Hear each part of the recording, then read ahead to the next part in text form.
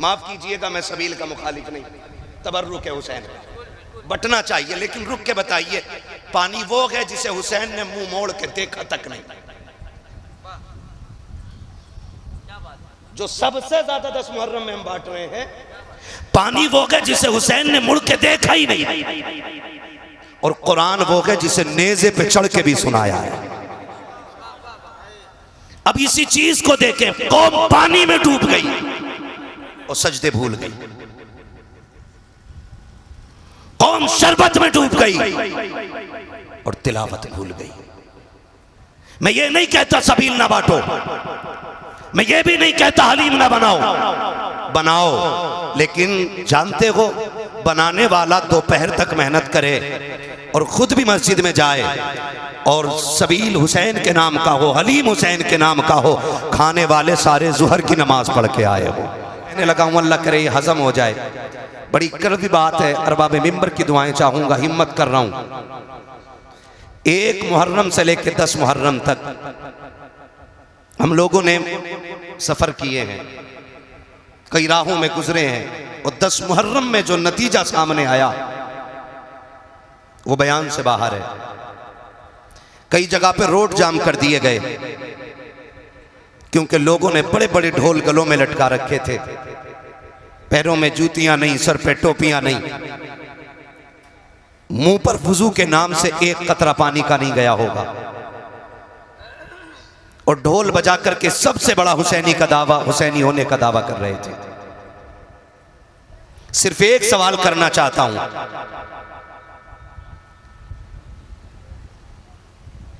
कि जिस इस्लाम की खासियत यह है कि उसका मानने वाला अगर किसी गली से गुजरे और उस गली में कोई पत्थर का टुकड़ा पड़ा रह जाए तो देखने वाला कहता शायद यहां से कोई मुसलमान नहीं गुजरा है।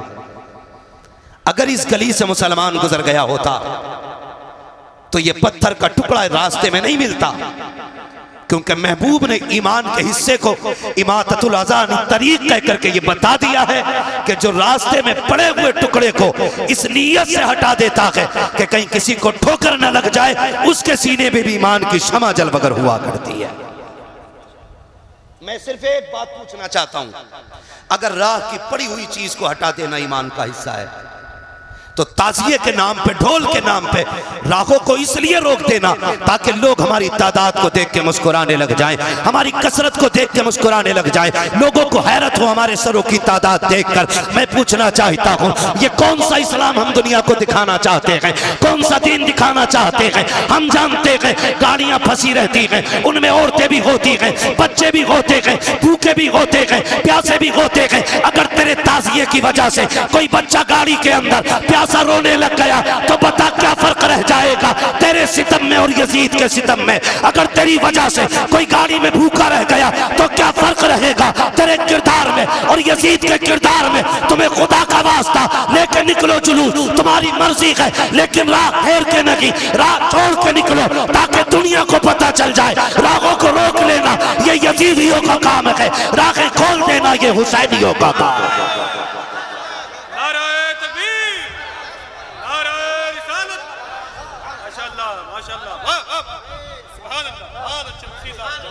भाई माफ कीजिएगा, बातें मेरी कड़वी हैं, लेकिन किरदार जो है, किरदार जो है ना, हमारी निस्बतों का पता देता है, निस्बतों का पता देता है। आज पूरी कौम लग गई है, माफ कीजिएगा, जिसको आला हजरत सरकार ने हराम कह दिया, हर बरेलवी पे लाजिम है कि वो हराम माने। मुत्तफिक है इस बात से? कितने लोग बरेलवी हैं, जरा हाथ उठा के बता दें। सारे ही बरेलवी हैं, ठीक है ना? तो बस अब हाथ नीचे कर लें, अपने उलमा की आप बातें माने। अगर ये कहते हैं कि रुक जाइए तो रुक जाइए, अल्लामा तौफीक साहब अल्लाह सलामत रखे, बड़ा काम इनके उलमा की जमात मिलकर के कर रही है, बड़ा काम कर रही है। अल्लाह इस जमात को सलामत रखे और हमारी पूरी जमात को इसी तरह दीन की तबलीग करने की अल्लाह तौफीक अता फरमाए।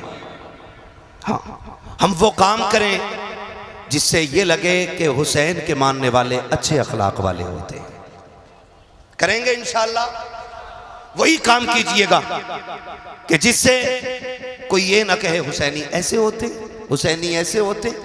डॉक्टर इकबाल ने कहा था, यूं तो सैयद भी हो, मिर्जा भी हो, अफगान भी हो, तुम सभी कुछ हो, बताओ कि मुसलमान भी हो। हम अपने रवैयों को देखें, हम अपने किरदार को देखें और अपने हालात को देखें। याद रखिएगा, सिर्फ 10 दिन हुसैन के नहीं है, 365 दिन हुसैन के। बोलें सुभान अल्लाह। इतना आहिस्ता ना बोलें कि मौलवी को नींद आ जाए, और इतना जोर से भी ना बोलिए कि पुलिस पकड़ के ना ले जाए, है ना। मैं जहां तक जानता हूं असद भाई, अभी तक मैंने किसी जलसे में नहीं देखा कोई जोर से सुभान अल्लाह कहने की वजह से मर गया हो, है ना। मरता भी नहीं है कोई। अगर डर ना हो मौत का तो फिर बोले या हुसैन। क्या बात है नौजवानों, आज इतना गला खोल के हुसैन का नाम लें कि आवाज बैठ जाए, ताकि कल सुबह उठें तो चाय इशारे से मांगे। अम्मी कहे हो क्या गया, कहना अम्मा जो पैसे वाले थे वो उनके नाम पे पैसे लुटा रहे थे, मेरे पास कुछ नहीं था, मैं जहरा के लालों पे आवाज लुटा के आ गया हूं। कम से कम इतनी तो कुर्बानी दे के जाइएगा। हाँ, इतनी कुर्बानी जरूर दे के जाइएगा, वरना अल्लाह सलामत रखे हमारी कौम को। हजरत जहां नहीं बोलना चाहिए वहां बहुत बोलती है, और जब नहीं बोलना चाहिए तब बहुत बोलती है। अभी पूरा स्टेज खड़े होकर छुपा रहा था, चुप जाओ भाई चुप जाओ, लेकिन चुप ही नहीं रहे थे। एक बंदा बता दो जो यहाँ बैठ के मिंबर पे उसने ये नहीं कहा हो बोलो। पहले ऐलान से लेकर के मेरे नाम तक सबने कहा बोलो बोलो बोलो, लेकिन हम बोलने को तैयार नहीं, कहीं बिजली का बिल ज्यादा ना आ जाए। हम उस उत्तर प्रदेश में रहते हैं जहां पे सांस लेने का भी बिल देना पड़ रहा है। हाँ, मुझे इलेक्शन नहीं लड़ना है, वरना मैं एक एक टॉपिक पे बात करने की हिम्मत रखता हूं, लेकिन मैं गैरों को बाद में समझाऊं, पहले अपनों से निपट लूं। मेरा एक उसूल है भाई, मेरी तकरीर तबे यार को बेचैन करती है, सबब क्या है वही कहता हूं जो दिल पर गुजरती है। बहुत गौर से मेरी बात सुनिएगा, कोई काम ऐसा ना करे। 365 दिन हुसैन के, बोलो है कि नहीं। 5 वक्त की अजानें हुसैन की हैं। अजान का हर कलमा हुसैन का है, कलमे का हर हर्फ हुसैन का है, और अगर करीब से देखें तो इबादत में चागत हुसैन की है, सजदों में लज्जत हुसैन की है। लेकिन उसे पता हो ना जिसने इस इबादत को मजबूती से पकड़ रखा हो, है ना। 10 मुहर्रम आई, ले सबील दे सबील, ले सबील दे सबील। माफ कीजिएगा मैं सबील का मुखालिफ नहीं, तबर्रुक है हुसैन, बटना चाहिए, लेकिन रुक के बताइए पानी वो है जिसे हुसैन ने मुंह मोड़ के देखा तक नहीं। जो सबसे ज्यादा 10 मुहर्रम में हम बांट रहे हैं, पानी वो है जिसे हुसैन ने मुड़ के देखा ही नहीं, और कुरान वो है जिसे नेज़े पे चढ़ के भी सुनाया है। अब इसी चीज को देखें, कौम पानी में डूब गई और सजदे भूल गई, कौम शरबत में डूब गई और तिलावत भूल गई। मैं ये नहीं कहता सबील ना बांटो, मैं ये भी नहीं कहता हलीम ना बनाओ, बनाओ, लेकिन जानते हो बनाने वाला दोपहर तक मेहनत करे और खुद भी मस्जिद में जाए, और सबील हुसैन के नाम का हो, हलीम हुसैन के नाम का हो, खाने वाले सारे जुहर की नमाज पढ़ के आए हो, फिर खाने में भी मजा आएगा। और गांव का नाम नहीं लूंगा, एक गांव में गए ना, अजान का वक्त हुआ तो मस्जिद वालों ने कहा कि भाई थोड़ा ये साउंड बंद कर लो। उन्होंने कहा कुछ दिन के लिए अपनी मस्जिद अलग ले जाओ, यहां तो डीजे बजे गई। ये मैं मुसलमानों की और सुन्नियों की बात कर रहा हूं मेरे भाई, रावजियों से तो हमारा कोई लेना ही देना नहीं है। मैं सुन्नियों की बात कर रहा हूं, हमारे बीच भी अंधभक्त है। शहादत याद रही, लेकिन शहादत के वक्त का सजदा याद नहीं रहा। ये क्यों भूल जाते हम? कह रहा कुछ दिन के लिए ना आप मस्जिद उधर ले जाइए, 10 दिन तक ये बंद नहीं होना। खुद सोचें जरा, ये हमारे रवैये दुरुस्त है? ये हमारे तरीके दुरुस्त है? नहीं है ना। अगली बात एक और कह दूं, वादा करें इंशाअल्लाह जैसी मुहर्रम का चांद नजर आएगा हम तिलावत भी कसरत से शुरू कर देंगे और सजदे भी कसरत से शुरू करेंगे। वादा करते हैं इंशाअल्लाह, सारे वादा करते हैं इंशाअल्लाह। जो हाथ नहीं उठा रहे जरा चेक तो करो क्यों नहीं उठा रहे। अगर नहीं उठा तो दुआए कुनूत सुन लूंगा, खड़ा करके देखूं किसका हाथ नहीं उठा। बेटे तुझसे नहीं सुनूंगा, तू बहुत छोटा है, तू डर की वजह से हाथ ना उठा। हाँ, कोई बात नहीं है, करते हैं इंशाअल्लाह वादा। एक बात और कहूं, मुहर्रम की 10 तारीख शहादत की तारीख है। किस चीज की तारीख है? शहादत की तारीख। इसमें अहले बैत अतहार का एक एक फर्द दीन के लिए कुर्बान हो रहा है। अगर मैं फर्दन फर्दन शहादतें बयान करूं तो बड़ा वक्त चाहिए। बस मैं इशारतन किनायतन आपसे चंद बातें करना चाहता हूं। बातें अगर कड़वी लग जाएं तो माफ कर जाइएगा। मुहर्रम की 10 तारीख को आप देखें, जब 9 तारीख आई 10वीं शब, अमर इब्न साद ने खबर भेजी कि हुसैन से कहो जंग के लिए तैयार हो जाए। मेरे इमाम ने कहा अमर इब्न साद से जाके कहो जंगे भी कहीं शाम में होती हैं, जंगे भी कभी रात में होती हैं, जंग दिन के उजाले में होगी। उससे कहो कि जंग शाम में नहीं, अगर उसे जंग करनी है तो कल करें, हमें आज रात की मोहलत दी जाए, आज रात की मोहलत दी जाए। अमर बिन साद ने सोचा शायद हुसैन इसलिए इजाजत मांग रहे हैं कि तैयारी जंग की नहीं होगी, तलवार तेज होगी, तीरों की धारें तेज होंगी, नेज़े संभाले जाएंगे, नौजवानों को प्रैक्टिस कराई जाएगी तलवार चलाने की। लेकिन जानते हो उसने ये सोच के इजाजत दी कि ठीक है कल जंग करेंगे। मेरे हुसैन ने कहा मेरे दीवानों मेरे पास आओ, और बुला के सबसे कहा था सुनो ये यजीदी मेरे खून के प्यासे हैं, इन्हें तुमसे मतलब नहीं है। कोई बच्चे छोड़ के आया है, कोई बेटियां छोड़ के आया है, किसी ने माँ बाप छोड़े हैं। कहा सुनो हम करीम इब्ने करीम हैं, हम इजाजत देते हैं कि तुम जा सकते हो। ये यजीदी मेरे खून के प्यासे हैं, तुम्हें इनसे कोई मतलब नहीं और इनको तुमसे नहीं, तुम जाना चाहते हो तो जाओ। सबने इनकार कर दिया, हुसैन तुझे छोड़ के हम नहीं जा सकते। मेरे इमाम ने कहा अब्बास का जी आका का चिराग गुल कर दो। क्यों? कि शायद जो उजाले में नहीं जाना चाहता हो वो अंधेरे में चला जाएगा। गाजी अब्बास ने चिराग गुल किया। और लोगों तुम्हें मोहब्बतों का वास्ता है, मोहब्बतें इस तरह निभाई जाती हैं, रिश्ते इस तरह निभाए जाते हैं, और इस तरह से अहद व पैमान और वफा के वादे निभाए जाते हैं। मेरे हुसैन ने ना हालत जब चिराग बुझ गया, थोड़ी देर के बाद का अब्बास का जी आका का जरा चिराग रोशन करो। चिराग रोशन हुआ ना, फर्क इतना था कि जब चिराग बंद किया गया था आंखें सूखी थीं, और जब चिराग जलाया गया तो आंखें भीग चुकी थीं। आंखें भीगी हुई देखी, कहा गया नहीं कोई। जब इतनी बात कही ना तो मेरे हुसैन का सबसे बूढ़ा सहाबी, सबसे बूढ़ा सिपाही, जिसको दुनिया हबीब इब्ने मज़ाहिर कहती है, आपकी उम्र शरीफ उस वक्त 72 या 76 साल थी, आपकी कमर झुकी हुई थी। आप अपनी जगह से उठे, तलवार निकाली, आका हुसैन के कदमों में रखी, और रख के कहते हुसैन अगर आपको ये लगता है कि मेरी सफेद दाढ़ी देख करके लोग आपकी जमात को कमजोर समझेंगे तो हुसैन वापस न भेज, रही मेरी तलवार ये, इससे मेरा सर कलम कर दे। मेरे इमाम ने कहा चाहते क्या हो? कहा हुसैन सबका यही फैसला है, जिएंगे तो तेरे साथ जिएंगे, मरेंगे तो तेरे साथ रहेंगे। मेरे इमाम ने कहा कि ये तुम्हारे खून के प्यासे नहीं है, तुम जा सकते हो। कहा हुसैन अगर नाना ने कयामत में पूछ लिया मेरा बेटा प्यासा था और तुम उसे छोड़ के चले आए थे तो हम क्या जवाब देंगे? मेरे इमाम ने कहा परेशान ना हो, वादा करता हूं कयामत में नाना से कह कह के एक एक को जन्नत दिलवाऊंगा, कह कह के एक एक को नाना से जन्नत दिलवाऊंगा।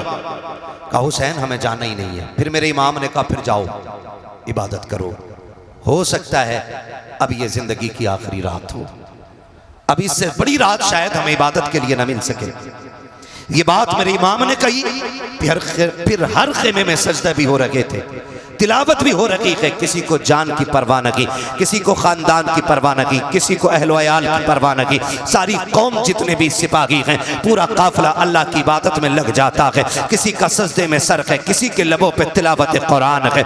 अल्लाह अकबर, फजर का वक्त करीब आया है। मेरे इमाम ने हजरत अली अकबर को बुलाया था। का अकबर कहा जी बाबा कि जब मौलाए कायनात थे तो इमाम हसन अजान पढ़ते थे, नमाज अली पढ़ाया करते थे। जब बाबा का विसाल हो गया फिर अजान मैंने पढ़ी है, नमाज भाई हसन ने पढ़ाई है। आज हसन नहीं है, नमाज मैं पढ़ाऊंगा, अजान अकबर आपको पढ़नी है। अकबर जाओ अजान पढ़ो और आते आते मैदान करबला का मंजर भी देखते आना, पूरे मैदान का जायजा भी ले लेना। हजरत अली अकबर गए हैं, आपने जाकर के अजान पढ़ी है, अजान पढ़ के फारिग हुए हैं। आप जब मैदान करबला को देखने के लिए निकले हैं और आपको हिचकियों की आवाज आई है, आपने उधर रुख किया है जिधर से रोने की आवाज आ रही थी। आपने जाकर के क्या देखा, कोई खातून है जिन्होंने अपनी चादर का आधा हिस्सा पकड़ रखा है, करबला की जमीन को साफ करती जा रही है।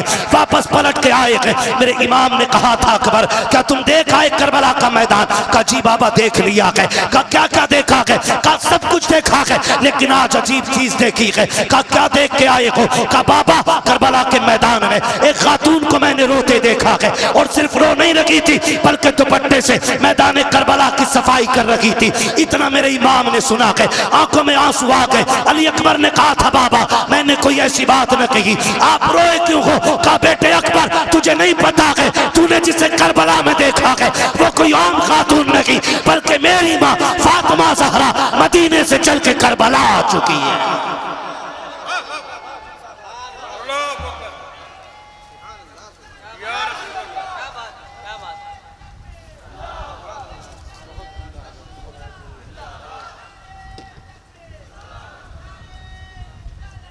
अरे जवाब नहीं, जवाब दीजिए माशाअल्लाह। मुझे हैरत होती है, लोग खातून जन्नत की बात करते हैं, वो कैसे आ सकती हैं? वो कैसे आ सकती हैं? मैंने कहा जरा दिल पे हाथ रख के बता, तू 7 समंदर पार हो और तेरी माँ हिंदुस्तान में हो, रात के 3 बजे तुम्हारे पेट में दर्द उठे, फजर होने से पहले माँ का फोन पहुंच जाता है, बेटे खैरियत है? अम्मा क्यों? कहा रात 3 बजे से आंख नहीं लग रही है, रात 3 बजे से आंख नहीं लग रही है।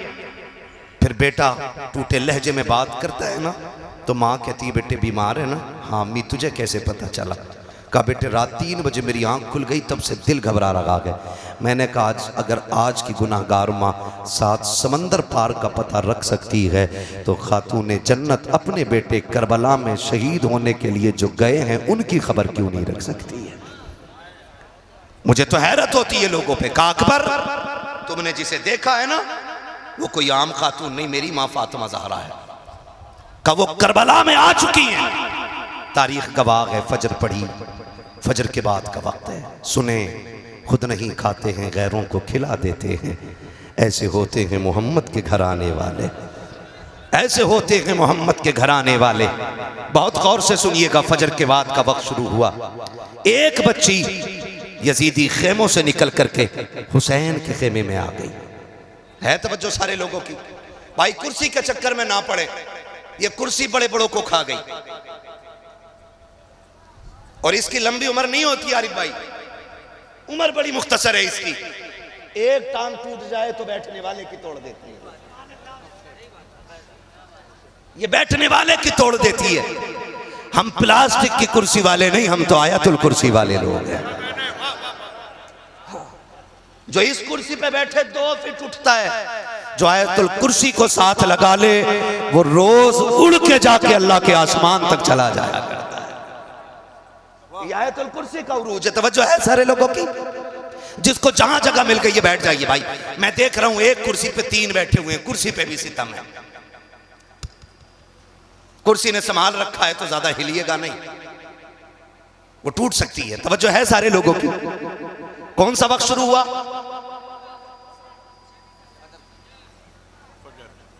फजर की नमाज तो हो गई, फजर के बाद का वक्त शुरू हुआ।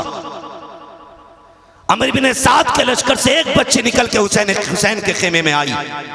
वो बच्ची टहल रही थी, सैयदा ज़ैनब की नजर पड़ गई। जानते हो ज़ैनब कौन है? ज़ैनब वो है जिसने कम उम्र में सबसे पहले कुरान हिफ्ज किया है। हाँ, ज़ैनब वो है जो कूफे की शाहराहों पर, कूफे की गलियों में, कूफे की जमीन पर कुरान की तफसीर बयान करती रह गई है।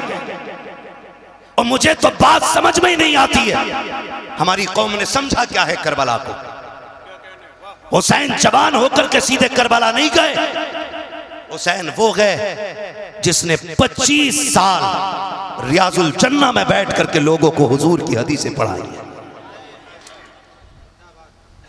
25 साल तक मेरा इमाम रियाजुल जन्ना में बैठ करके हुजूर की हदीसें पढ़ाता रहा है। और आज मेरी कौम का हाल यह है कि अपना बाप मरने लगता है, बेटे को सूरे फातिहा पढ़ने की तौफीक नहीं होती है, बाप की सांसें अटकने लगती है, तब कुरान वाला तलाश करने जाया करते हैं। कहने को पक्के हुसैनी है लेकिन सही से सूरे इखलास भी याद नहीं है। हाथ जोड़ के तुम्हें खुदा का वास्ता दे के कहता हूँ, और लोगों खुदा के वास्ते आने वाले मुहर्रम से पहले भले डेग बने या ना बने, सबील के लिए पानी का इंतजाम हो ना हो, हर नौजवान जिसे कुरान ना आता हो इतना कुरान जरूर सीख ले ताकि 1000 मर्तबा सूरे फातिहा पढ़ के 10 मुहर्रम को मुसल्ला बिछा के हुसैन से कहे, आका आपने नेज़े पे कुरान पढ़ के सुनाया है, मैं मुसल्ले पे बैठ के सूरे फातिहा सुनाने आ गया।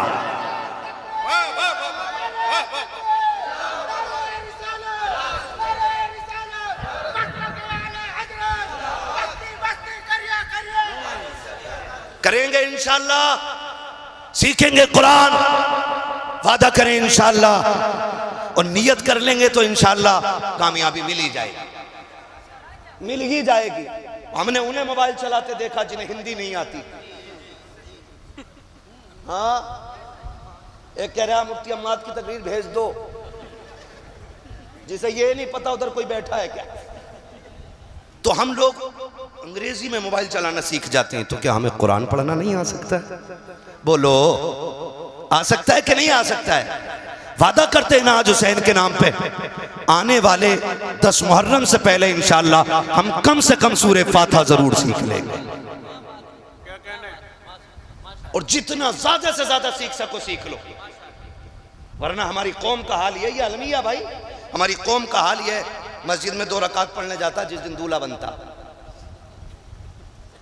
हाँ भाई, तो सुबह जब तक आए ना निकल के ना, दूल्हा इमाम निकल के ना आए ना, खड़ा रहता। क्यों? कि नियत नहीं बताई अभी किसी ने, नियत नहीं बताई है। एक को नियत बताई, नियत तो बता दी, दे सजदे पे सजदा, सजदे पे सजदा। ये मेरे साथ का हादसा है, मैं किसी और की नहीं बता रहा हूँ, मेरे साथ का हादसा है भैया। वो नियत सलाम ही नहीं फेर रहा है, पीछे वाले कह रहे कब सलाम फेरेगा, तो सजदे में कह रहे आके थोड़ी देर रुक जाओ।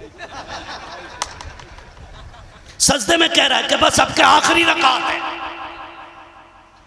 ये हमारे दूल्हाओं की कंडीशन है। फिर गाड़ी घर से निकली है, 4 कदम चली थी कि हादसे का शिकार हो गई। माँ ने सर पे खाक डाली, बाप तड़प जाता है, हाय बेटे के हाथ की मेहंदी नहीं छूटी थी, अभी सेरे के फूल नहीं टूटे थे, बेटे की जिंदगी का कारवां उजड़ गया है। खुदा की कसम खा के कहता हूँ, इतना कुरान सीख लो कि घर से दूल्हा बन के भी निकलो, अपने ऊपर आयतुल कुर्सी पढ़ के दम कर लो। अल्लाह की इज्जत की कसम, अगर वो राजी हो गया, जब तक लौट करके ना आओगे मौत भी तुम्हारे करीब नहीं आ सकती है। ये हकीकत है। हमारी कौम को नमाज नहीं आती, नमाज नहीं आती। हसन हुसैन उसमें भी बड़ा शीन। ऐसे बाबे हमारे बड़ा लंबा झंडा लगाया एक ने, उस पे लाल कलर का झंडा, और उस पे लिखवाया हरे कलर से या हसन, बड़े शीन से। और इलाज कर रहा है वो लोगों का। नहीं, पूछे ना, इन उलमा से पूछे। इतना कुरान तजवीद की रियायत से याद करना फर्ज है जितने से नमाज मुकम्मल हो। ये याद रखिएगा, ये नमाज जनाजा नहीं है, एक ने पढ़ ली तो सबकी उतर गई। ये नमाज जनाजा सबको अपनी अपनी नमाजें याद होनी चाहिए। करेंगे इंशाअल्लाह। अगली बात करूं, अगर तैयार हैं आप तो बोलें जरा सारे या हुसैन। पीछे वाले थक गए, अल्लाह करे इनको हाथ उठाने की तौफीक मिलती रहे। मैं बद्दुआ नहीं करूंगा, क्योंकि मेरे नबी पूरी जिंदगी इस उम्मत के लिए दुआ करते रहे। हाँ जी। ठीक है, कह सकते हैं, जरा बोल दें या हुसैन। हाँ, मैं एक साहब तकरीर कर रहे थे, वो नजामत कर रहे थे अफक भाई, तो कह रहे कि जो हाथ हुजूर के नाम पे उठ जाएगा उसे कभी फालिज नहीं होगा। मैंने कहा भाई अजीब मसला है, बीमारियां भी रब की तरफ से नेमत होती हैं, ये दावा क्यों कर रहे हो? अगर फालिज होना यह अजाब या इताब होता तो इमाम बुसीरी के बारे में क्या राय है? और बीमारियां रब की तरफ से आजमाइश होती है, लेकिन इतना कहूंगा कि जो हाथ हुजूर के नाम पे उठेगा वो किसी बदअकीदा के आगे कभी मिलाने के लिए नहीं झुकेगा। कहें जरा या रसूल अल्लाह। कौन से वक्त की बात हो रही है? फजर के बाद का वक्त है। हुसैनियों में मुबारकबाद पेश करता हूं, तुमने करबला वाले हुसैन की महफिल सजा रखी है, तुम उनकी महफिल में आके बैठे हो जिनकी चौखट से आज तक कोई खाली गया ही नहीं है।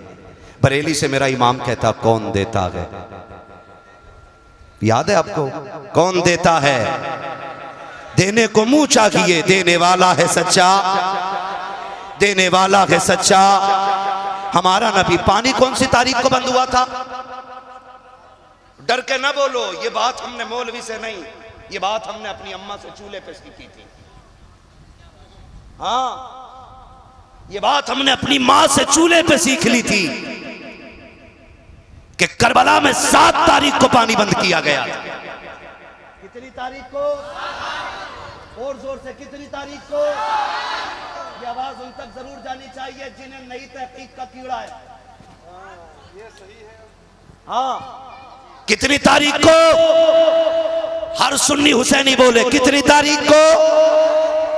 एक साहब तो कह रहे हुसैन गुस्ल करके करबला में गए थे। नई नई किताबें लाते निकालते। ठीक है जी, हम आला हजरत वाले लोग हैं जी, और जो आला हजरत कह गए वही हम मानने वाले लोग हैं।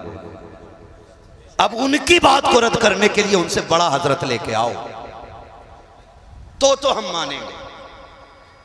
उनकी बात को रद्द करने के लिए किसी चुटपुंजिया हजरत की नहीं मानेंगे। बस सीधी सी बात अपनी। जब मेरा इमाम लिखता है कि हुसैन 3 दिन के भूखे प्यासे करबला में शहीद किए गए, तो गोया इमाम ने कहा कि वो भूखे भी थे और प्यासे भी थे। तो कितनी सलाम की डालियां निछावर कर ले, पढ़े बावाज़े बुलंद अल्लाहुम्मा सल्ली अला सय्यदिना व शफीइना व नबीना व मौलाना मुहम्मदिन मअदनिल जुदी वल करमी व आलिहि व अस्हाबिहि व बारिक व सल्लिम सलातन व सलामन अलैका या रसूल अल्लाह सल्लल्लाहु तआला अलैहि वसल्लम।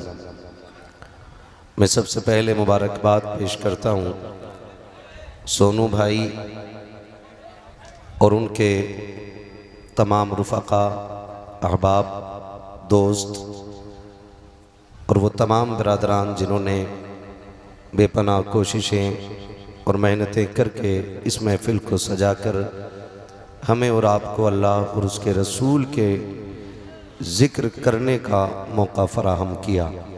मौला करीम इन तमाम अहबाब को दिन दूनी रात चौगुनी तरक्कियाँ अता फ़रमाए, और जितने भी आशिक़ाने मुस्तफ़ा इस महफ़िल में तशरीफ़ फरमा हैं, अल्लाह करीम सबकी हाज़री के सदक़े में हमारी भी हाज़री अपनी बारगाह में कबूल फ़रमाए। मुअज़्ज़ज़ हाज़रीन इकराम, अभी आपने बड़े ख़ूबसूरत लबो लहजे में शुअरा से नातो मनक़बत के अशआर मुलाहिज़ा फ़रमाए। उनके बाद एक बहुत कम वक्त में आपने बड़ी ख़ूबसूरत गुफ्तगू भी मुलाहिज़ा फ़रमाई।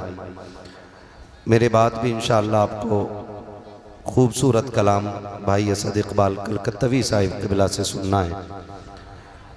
कोशिश ये रहेगी कि उतनी देर बात की जाए जितनी देर आपके कानों को बोझ न लगे, इसलिए कि ज़िक्र पाकों का है, ज़िक्र कदर वालों का है, इसलिए समाअतें भी कदर वाली ही होनी चाहिए। मैं नहीं चाहता कि उनके ज़िक्र को इस तरह सुना जाए कि जैसे कुछ सुना ही नहीं, क्योंकि ज़िक्र उन अजीम हस्तियों का मैं करूँगा कि जिनका तारुफ बरेली के इमाम ने इस तरह कराया कि सुबह तैबा में हुई बट्टा है बाड़ा नूर का, सदका लेने नूर का आया है तारा नूर का, मैं गदा तू बादशाह भर दे प्याला नूर का, नूर की सरकार, नूर दिन दूना तेरा दे डाल सदका नूर का, तेरी नस्ल पाक में है बच्चा बच्चा नूर का, तू है ऐने नूर तेरा सब घराना नूर का, तू है ऐने नूर तेरा सब घराना नूर का। मुअज़्ज़ज़ हाज़रीन इकराम, दिली मुबारकबाद में यूँ भी पेश करूँगा कि आपने मुहर्रमुल हराम के इस मुबारक महीने की अजीम कुर्बानी का यूँ एहतराम किया कि ना कोई तमाशा करके, ना कोई ढोल की महफिल लगाकर, ना कोई बाजे गाजे की रस्में सीधी करके यहाँ महफिल लगाई, बल्कि एक महफिल इसलिए सजाई है ताकि हम करबला वालों का भी ज़िक्र सुन सके, साथ में मदीने वालों का भी ज़िक्र सुन सके। और ये सबसे बड़ी बात है कि हम अपने असलाफ़ का ज़िक्र इसलिए करते हैं ताकि उनकी ज़िंदगी से हमें जीने का शऊर हासिल हो जाए। हम अपने बुज़ुर्गों की बातें इसलिए करते हैं ताकि अपनी ज़िंदगी को उनकी ज़िंदगी में ढालने की कोशिश करें, वरना सिर्फ वाक़यात सुनाना मकसूद नहीं होता है। वाक़या सुना और अनसुना कर दिया, इससे कोई बेहतर नतीजा नहीं निकलने वाला। मज़ा तो तब है कि जब उनकी ज़िंदगी के साँचे में अपनी ज़िंदगी को ढालने की कोशिश की जाए।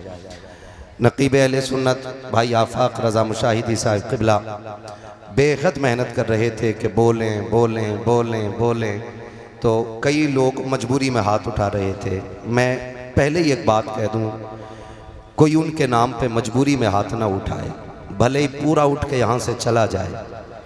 यहाँ सिर्फ वो बैठे कि जो मेरे लिए ना आया हो, असद भाई के लिए ना आया हो, आफाक भाई के लिए ना आया हो, सैफ रज़ा के लिए ना आया हो, समीर रज़ा के लिए ना आया हो। यहाँ वो बैठे जो सिर्फ मदीने वाले मुस्तफ़ा के लिए आया हो।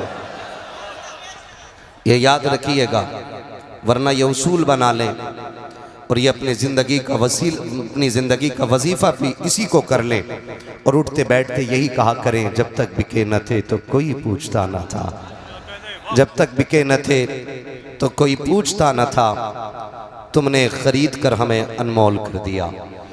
अज़ीज़ान मिल्लत इस्लामिया, मैं इस मौके को गनीमत समझता हूँ और मैं सोच रहा हूँ लोहा गर्म है तो चोट मार ही देनी चाहिए, क्योंकि हज़ारों की तादाद में बातें सुनने वाले लोग रोज़ रोज़ नहीं मिलेंगे।